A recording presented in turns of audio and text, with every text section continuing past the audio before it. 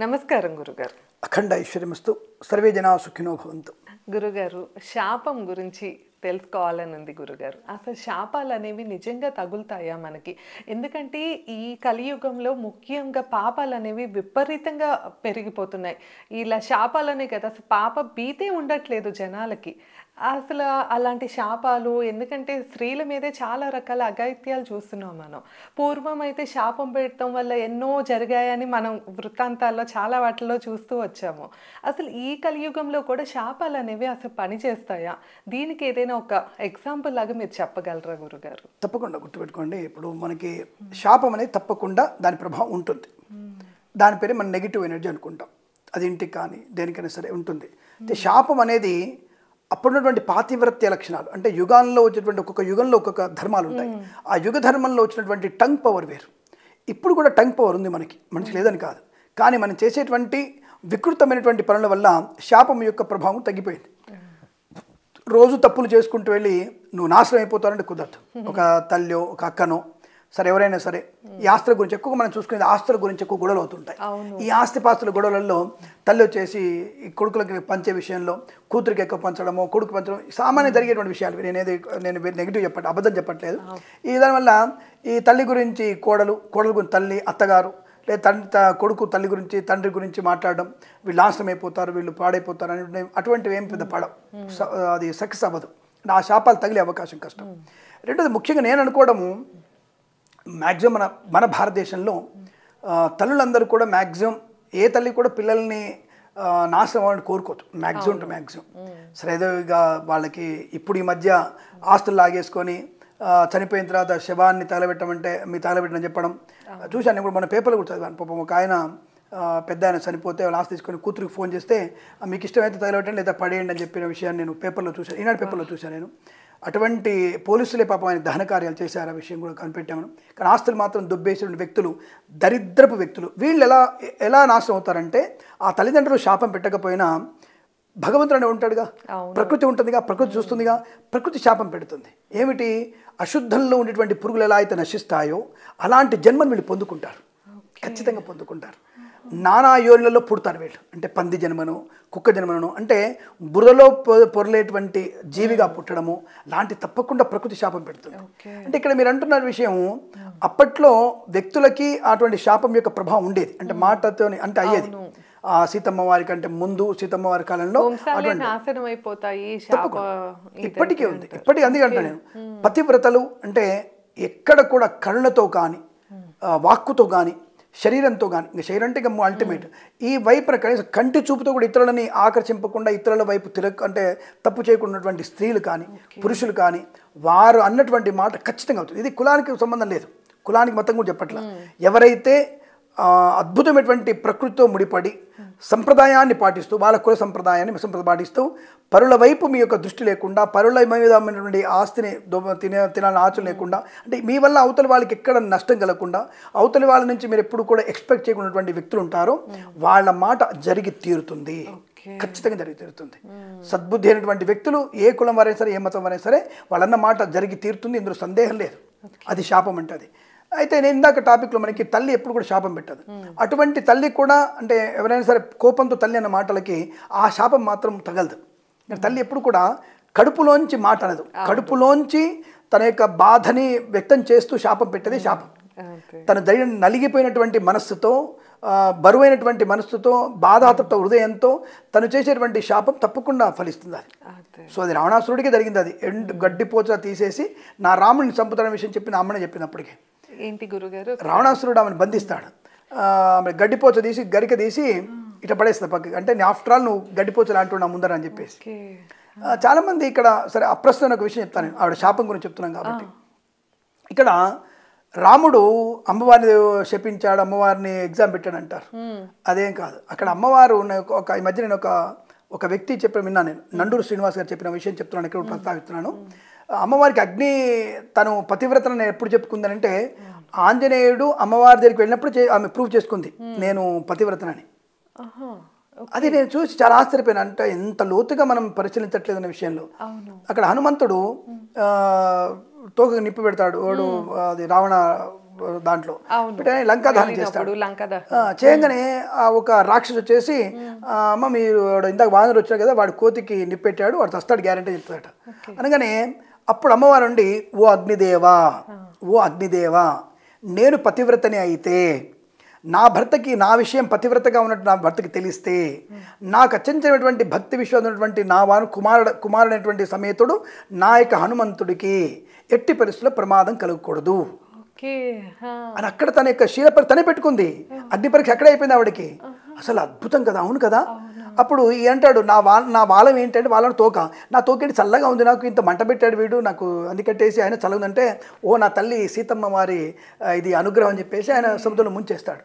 అక్కడ అగ్ని పరీక్ష అయిపోయింది ఆవిడకి, తనకు తానే పెట్టుకుంది అగ్ని పరీక్ష. ఓ అగ్నిదేవా నేను నిజమైనటువంటి పాతివ్రత్యంలో ఉంటే, నేను పతివ్రత అనే విషయం నా భర్తకి తెలిసినట్టయితే నా కుమారుడికి అయినటువంటి కుమార సమేత అయినటువంటి హనుమంతుడికి ఏం కలగకూడదు. ఈ విషయం తెలియదు గురుగారు, అసలు నేను అద్భుతమైనటువంటి విషయం ఇది. ఆ తర్వాత మళ్ళీ ఇక్కడ రాముడు వచ్చేసి ఎందుకు సీతమ్మ అగ్ని పరీక్ష పెట్టాడంటే సీతమ్మ వారికి అగ్ని పరీక్ష పెట్టలేదు, నువ్వు అగ్ని దూకమని చెప్పలేదు ఆయన. అసలు రాముడు చెప్పలేదు, అదే తెలుసు కదా వాల్మీకి. అదే ఇది సంపూర్ణ రామాయణ సినిమాలు క్రియేట్ చేయడం ఇవన్నీ సినిమాల ప్రభావం ఇవన్నీ కూడా. అది నిజం కాదు అసలు వాల్మీకి రామాయణంలో ఇక్కడ కూడా సీతమ్మ వారిని ఈ రాముడు వాళ్ళు వెళ్ళి నువ్వు అగ్ని దూకు నువ్వు పరీక్ష చేసుకొని చెప్పలా, అక్కడ అన్న మాట ఒకటి అన్నాడట. ఇది అందుకే బాగా వినాలి, అందుకే వినడం బాగా తెలిస్తే చాలా విషయాలు తెలుస్తాయి. నేను వినడం కాబట్టి తెలుస్తోంది.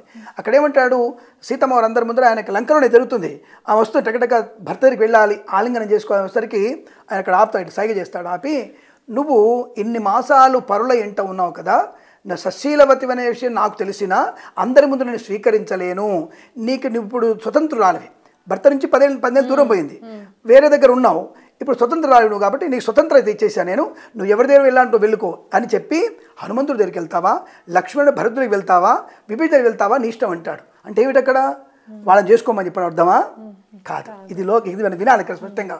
ఆయన చెప్పాడు శ్రీనివాస్ గారు, నందు శ్రీనివాస్ గారు, ఇక్కడ విభీషణుడు కొడుకు లాంటివాడు సీతమ్మకి, అత్యంత ఆప్తుడు.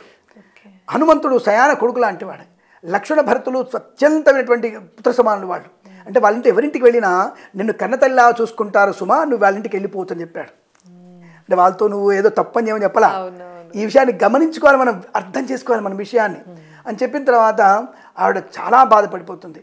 మరి ఎందుకు ఆవిడకి ఇట్లా అన్నాడు భరత లక్ష్మణులతో ఎందుకు అన్నాడంటే, ఒకప్పుడు మాయాలేడి తిరుగుతున్నప్పుడు, మాయాలేడిగా ఉన్నప్పుడు లక్ష్మణుడు వెళ్ళడు, ఏదో ప్రమాదం తల్లికి అనే భావంతో వెళ్ళనంటాడు. అక్కడ భరతుడు కూడా నన్ను పొందడానికి ప్లాన్ చేశాడు, నేను పంపించాడు, నన్ను ఏదో పొందడానికి అని చెప్పేసి నానా రకాల మాటలు అంటుంది ఆవిడ. అటువంటి తల్లి ఆ మాటలు అనకూడదు కదా, అటువంటి పాపానికి శాపం కావాలి కదా. మరి శాపం ఎలా నిముక్తి అవుతుంది? ఇక్కడ శాపం అదే, ఇక్కడ శాపం టాపిక్ వచ్చిందిగా చెప్తున్నా. అక్కడ ఆవిడ అన్నదానికి శాపం కలిగింది, ఆ శాపానికి అవమానంతో ప్రాయశ్చిత్తం అవుతుంది, అవమాన పడితే ప్రాయశ్చిత్తం. ఇక్కడ అటువంటి అవమానాన్ని పొందుకోవాలి కాబట్టి రాముడు డైరెక్ట్గా అవమానం చేశాడు. అవమానం చేస్తాడు ఏమని, నువ్వు ఈ నలుగురు దగ్గరికి వెళ్ళి నాకు అభ్యంతరం లేదు అంటాడు. అంటే ఏమిటి అక్కడ వాళ్ళ భావన, నీకు వాళ్ళ పుత్రులు లాంటి వాళ్ళే, అక్కడ తల్లిలా చూసుకుంటాను అర్థం, ఈయన అర్థం, ఈయనకి లోపల అర్థం ఇది. ఈ విషయం ఎవరికి తెలుసు? అగ్నిహోత్రుడు తెలుసు, అంటే మంట అగ్నిదేవుడు తెలుసు, సీతమ్మకి తెలుసు, రామయ్యకి తెలుసు, హనుమంతుడు కూడా తెలిసే విషయం, మిగతా వాళ్ళకి తెలియదు విషయం. వాళ్ళందరి కోసమని ఆవిడ నేను వెళ్ళి నేను కనుక ఇట్లా అయితే నాకు తప్పులు ఉంటాయి అని చెప్పేసి అగ్నిదేవుడికి ఆవిడ వెళ్తే తప్ప ఆవిడ లక్ష్మణుడు పేర్చమంటుంది. ఆవిడ లక్ష్మణ చితి పేర్చమంటుంది, లక్ష్మణుడు పేరుస్తాడు డైరెక్ట్గా, తల్లి మాట దేవదాటాడు పేరు చేస్తాడు. అగ్నికి వెళ్తే అగ్నిలో వచ్చేసి నీ బిడ్డ పతివ్రతయ్య, నా కూతురు నా సీత మంచి అని చెప్తే ఆ విషయం నాకు తెలుసు, నాకు తెలియదని కాదు, ఆ విషయం నా సీతకు కూడా తెలుసు అంటాడు ఆయన. నా సీతకు కూడా తెలుసు, నేను ఎవరిని అనుమానించను, హృదయమైన నా హృదయనేత్రి, హృదయం ఉన్నటువంటి నా ఆవిడ అమ్మాయి, కానీ నేను ఎలా వదులుకుంటా అని చెప్పేసి ఆయన ఈ గోదావరి తీరం తిరుగుతున్నప్పుడు చెట్టును కూడా వెళ్ళి అడుగుతాడు, ఏడుస్తాడు, నా సీతను చూసావా అని. చెట్టుని పుట్టను అడుగుతాడు, నా సీతకి కనపడిందా, అడుగులు ఎత్తుకుంటాడు, ఇక్కడ సీత అడుగులు ఉన్నాయా అని చెప్పేసి పక్షిని చెట్టును అడిగినటువంటి వ్యక్తి సీతమ్మని ఎందుకు అనుమానిస్తాడు? లాజిక్లు ఆలోచించాలి కదా మనం. అంటే పైనటువంటి కిరాతకులు రాసినటువంటి రామాయణం చదువుతారు, కిరాతకులు రాసినటువంటి రామాయణాలు చదువుతారు, దరిద్రుడు రాసిన రామాయణం చదువుతారు, విషతుల్యమైన రామాయణం చదువుతారు ఈ దరిద్రుడు. అందుకనే సరైనటువంటి విషయం లేనటువంటి వాల్మీకి రామాయణం చదివితే శాపము అనడానికి మనకి ఫలితం తెలుస్తుంది. అక్కడ శాపం అమ్మవారికి ఏమిటి, లక్ష్మణ భరతులను అవమానించడం, నోరు ఏదో పాడకూడదు, పాడుతుంది శాపంగా మారుతుంది, మన మాట మనకు కూడా శాపంగా మారుతున్న విషయం కోసం ఇక్కడ ఈ వృత్తాంతాన్ని మీకు చెప్పాల్సి వచ్చింది. దీనికి నండూరు శ్రీనివాస్ గారికి నేను కృతజ్ఞత తెలియజేసుకుంటున్నాను. ఆయన చెప్పిన విషయాన్ని ఇక్కడ నేను కొంత పంచుకున్నాను.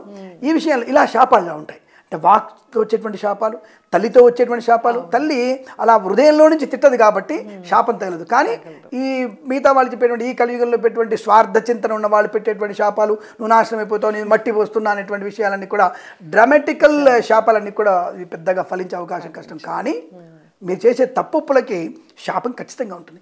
శాప మార్గము వల్లనే, శాపం వల్ల స్థితి వల్లనే రోగములు ఎక్కువైనాయి. ఈ శాపములో ఉన్నటువంటి వల్లనే సంతాన నష్టం కలిగి మనకి ఐవీఎఫ్ లాంటివి, వేరే ఒక్క వ్యక్తి యొక్క వీర్య సంస్కారము చేత వేరే అమ్మాయి యొక్క అండం వల్ల వేరు సంతానంతో ఇరికించి నీ గర్భంలో పెట్టడం కూడా శాపమే. విషయాన్ని గమనించండి. నేను తప్పు చెప్తాను మళ్ళీ వెంటనే ఐవీఎఫ్ గురించి తప్పుగా మాట్లాడు అనుకోకండి. అది నీలో సంతాన యోగం లేదు, ఏం చేస్తాం? నీ భర్తకి వీర్య లేదు, వీర్య కౌంటింగ్ లేదు, వేరే వీర్యం తీసుకుంటారు, నీకు ఎగ్గులు ఫామ్ అవ్వట్లేదు, నీ ఎగ్గులు 2 కలుపుతారు, దాన్ని ఫ్రిడ్జ్లో పెడతారు, నీ గర్భంలో పెడతారు. అది ఎవరి కుమారుడు ఎవరు అనేది విషయం ఎలా తెలుస్తుంది? డిఎన్ఏలో బయటపడుతున్న విషయంలో. కాబట్టి ఇదంతా కూడా శాపం వల్ల వచ్చేవన్నీ కూడా, ఇవన్నీ శాపం వల్లే వస్తాయి. ఇది మనము ఇప్పుడు పడవు, కరెక్టే. ఎవరన్నా కూడా శాపాలు పడే అవకాశం, అమ్మాయి చెప్పి అడిగినట్టుగా శాపాలు పడతాయంటే శాపాలు ఎక్కడ పడవు మనకి. ఎందుకు? ధర్మంతో ఎవరున్నారు? కానీ ఈ సొసైటీలో కనుక నిశ్చలమైనటువంటి బుద్ధి వికాసము చేత ఎక్కడ కూడా మీకు కామమైనటువంటి భావన లేకుండా, కామం అంటే not only sex, the physical sex, the sex means nothing but everything, but ఆ వస్తువు నాకు కావాలి, ఐస్ క్రీమ్ నాకు తినాలనిపించింది అంటే తుచ్చమైనటువంటి కోరికలనే కామం అంటారు. అటువంటి కోరికలు ఉన్నవారు ఎవరైనా ఉంటే వాళ్ళ శాపాలు తగలవు. మరి ఎవరు తగులుతాయి? దేని మీద కూడా వారికి కోరికలు లేకుండా వనప్రస్థాస్తమం చేస్తూ వైవాహిక జీవనాన్ని గడుపుతున్న వారు కూడా ఒకవేళ అటువంటి పుణ్య స్త్రీలు పుణ్య పురుషులు ఉంటే వాళ్ళ శాపం తప్పక తగులుతుంది. అది ఆ జన్మలోనే తగులుతుంది, ఈ జీవితంలో తగులుతుంది దెబ్బ అది. కాబట్టి అటువంటి పుణ్య పురుషులని పుణ్య స్త్రీలని ఎట్టి పరిస్థితుల్లో మీరు చేయకండి. అందులోనూ అమ్మాయిని ఎవరైతే చెరుస్తున్నారో వారు తప్పనిసరిగా నానా రోగాల బారిన పడి ఈ యొక్క జన్మలోనే కుష్టి వ్యాధిగ్రస్తులై భగంధరమైన రోగాలతో మీకున్నటువంటి జరణాంగాలను కూడా అనేక రకాల రోగాల పడి కేవలం దేనికి కూడా పనికి రాకుండా నిస్సత్తువగా నిరాహారంతో చర్మ సంబంధ రోగాలతో నాశనమైన వ్యక్తులు, ఆడపిల్లని ఎవడైతే అఘాయిత్యం చేస్తున్నాడో అటువంటి వాళ్ళు నాశనం ఈ జన్మలోనే అవుతారు. అకృత్య అంటారు కదా, అకృత్య పుణ్యపాప ఇహ ఫలం అష్టుతే అనేటువంటి ఒక శ్లోకం ఉంది. అటువంటి పాపం వల్ల మీరు ఇక్కడనే తప్పకుండా మీరు పాపం పడతారు. తెలియనటువంటి ఇప్పుడు 7 ఏళ్ల వయసున్న పిల్లకి ఏం తెలుసు అని ఎందుకు మీరు భారభంగం చేస్తున్నారు? ఇవాళ పేపర్లో చూసా నేను, 7 పిల్లని మన ఢిల్లీలో జరిగినటువంటి ఒక అమ్మాయి రేప్ అయిన విషయం చెప్పారు కదా, అటువంటి పిల్లల్ని రేప్ చేసి చంపినటువంటి వ్యక్తులు మీరు మగాళ్ళు ఏంటారా? మీరు ఆ పిల్లకి అవయవాలు ఏమున్నాయిరా? నువ్వు ఆనందపడడానికి అవయవాలు ఏమైనా ఉన్నాయా? ఆలోచించండి రా. మీరు మృగాలు కాదా? మీరు పశువులు కాదా? మీ తల్లులు మిమ్మల్ని ఎలా పెంచారు? మీ తండ్రి మిమ్మల్ని ఎలా కన్నాడు? ఇది ఆ పిల్ల నిజమైనటువంటి బాధతో మివెలులాడుతూ చనిపోయింది కదా, ఆ పిల్ల శాపం మీకు తగులుతుంది, మీ వంశం నాశనం అవుతుంది. ఇది ఖచ్చితంగా జరుగుతుంది. అది కదా, ఆ పిల్లకి ఏం తెలియదు. నీ వంశము, నీ తాత, తండ్రి, తల్లి ఏంటంటే ఒక్కడు తప్పు చేస్తే అందరికీ అవుతుందా? అందరికీ జరుగుతుంది. అది అందరికీ పడి తీరుతుంది. అది నీ వంశం మొత్తం నాశనం అయిపోయేటువంటి దౌర్భాగ్యం చేరుకుంటారు. ఇవి మరి అమ్మాయి పెట్టలేదు కదా శాపం, ఎవరు పెడతారు? ఆ అమ్మాయి ఎక్కడ బాధపడిందో, తన ఆర్తతాన నేను ఇంత నొప్పి అని బాధపడుతుందో ఆ పిల్ల పడినటువంటి బాధకి ప్రకృతి చూసింది కదా, అది నిన్ను శాపం పెడుతుంది, అక్కడ నీకు శాపం తగులుతుంది. అటువంటి దౌర్భాగ్య విధవలకి నికృష్టులై చావడం ఖాయంగా ఉంటుంది. వీడు ఎక్కడ మర్డర్ అవుతాడో తెలియదు. ఇప్పుడు అందుకే అంటాను, జరిగేటువంటి మర్డర్లు కూడా పొడిచి చంపుతున్న విషయంలో ఎంతటి బాధపడుతున్నాడు వాడు. ఆ బాధని వాడు తప్పకుండా ప్రకృతి చూస్తుందిగా. ఆ బాధ నీకు, నీ పిల్లలకి, నీకు, నీ తల్లికి, తండ్రికి తప్పక శాపాన్ని కలిగిస్తుంది, ఇందులో సందేహం లేదు. గమనించుకొని మన హద్దుల్లో ఉంటూ ప్రేమించండి, పోయేదేం లేదు. ఏదో ప్రభాస్ సినిమాలాగా ప్రేమించండి, పోయేదేం లేదు. ఎందుకంటే అంటే మనోవేదన, ఎందుకంటే ఆడపిల్లనా అది ఎంత మనోవేదన ఉంటుందో, ఎంత హింసపడిందో అది నాకే చెప్తుంటే నాకు కొంత రకమైనటువంటి భావోద్వేగం, ఆవేశం వస్తుంది నాకు. అరే వాళ్ళని నర రూపంలో ఉన్నటువంటి వ్యక్తుల్ని మనం చంపొద్దు, భగవంతుడు చంపేస్తాడు.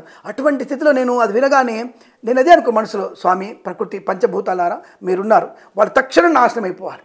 ఎవడెవడు దాంట్లో పాలు పంచుకున్నాడో, ఎవడెవడు వాళ్ళని కన్నాడో, కన్న వాళ్ళతో సహా నాశనం కావాలని కోరుకుంటున్నాను నేను. ఎందుకంటే ఆ పంచభూతాలను నేను ప్రార్థన చేస్తున్నాను ఖచ్చితంగా. ఆ వాయుదేవుణ్ణి, అగ్నిదేవుణ్ణి నేను తప్పకుండా ప్రార్థన చేసి ఈ కోర్టులు ఏం చేయలేము. న్యాయవాదులు కూడా వెళ్ళి మీ విష్ణువు దండం పెట్టుకునేటువంటి దిగదారిన స్థాయిలో ఉన్నాం కాబట్టి వాళ్ళని నాశనం చేయాలంటే మనకి భగవంతుడు మాత్రమే తప్పకుండా జరుగుతుంది, జరిగి తీరుతుంది. కాబట్టి అలాంటి మనం శాపాలు అనేవి తగులుతాయి. కాబట్టి ఆ శాపాల గురించి మనం అంటే ఇటువంటి పుణ్యమైనటువంటి వ్యక్తుల వల్ల శాపం తప్ప చండాలమైన పనులు చేసి శాపం పెడితే మాత్రం అది తగిలే అవకాశం లేదు. ప్రకృతి ఎప్పుడు కూడా మనం వెంట ఉంటూ ప్రకృతి చూసుకునే అవకాశం ఉంటుంది. ఒక ఆడకూతురు చెప్తుంటేనే అంత బాధపడుతుంది అమ్మాయి. నాకు నిజంగానే నాకు బాధగా ఉంది, కానీ ఎంత ఇబ్బంది పడిందో. 7 ఏళ్ల కూతురు ఇవాళ పేపర్లు చూసి ఇచ్చి ఇంత దరిద్రంతో ఉన్నామా, ఇంకా దేవుడు ఏం శాపం పెట్టాడంటే చూస్తాడు, వాడేమి వదిలిపెట్టాడు, కలిపురుషుడేమి అంత ఈజీగా వదిలిపెట్టాడు, నాశనమే అవకాశం ఉంటుంది. కాబట్టి అటువంటి దూర్తులకి, దుర్మార్గులకి, నికృష్టులకి, దౌర్భాగ్యులకి తినడానికి తిండి లేక, తాగడానికి నీళ్లు లేక, అశుద్ధాన్ని తింటూ మనకి మురికి నీళ్లు తాగుతూ బతికేటువంటి వ్యవస్థనిచ్చి కుళ్ళి కుచింపజేసి వాళ్ళని నాశనం చేయాలని కోరుకుంటూ ఇటువంటి శాపాలు తప్పకుండా తగులుతాయి. కానీ అచంచలమైనటువంటి బుద్ధితో ఉండి వాళ్ళ శాపాలు తగిలే అవకాశం లేదు. ఆ విషయాన్ని గమనించుకోండి. సత్కార్యమని చేసుకుంటూ సత్కర్మలు చేస్తుంటే భగవంతుడు మనకి గతంలో చేసినటువంటి పాపాలని కూడా నివృత్తి చేసి శుభయోగాన్ని, సుఖయోగాన్ని కలిగిస్తాడు. ఎటువంటి శాపాలు లేకుండానికి శరణాగతినటువంటి ఆ యొక్క అమ్మవారిని కానీ, ఆ శరణాగతిని అమ్మవారిని అయ్యవారిని కోరుకుంటే అందరం ఆనందంగా ఉండే అవకాశం ఉంటుంది. కాబట్టి తుచ్చమైన శాపాలు తగలవు, అనిశ్చితమైనటువంటి పుణ్యకర్మల వల్ల శాపాలు తగులుతాయనే విషయాన్ని గమనించండి. శుభం. ధన్యవాదాలు.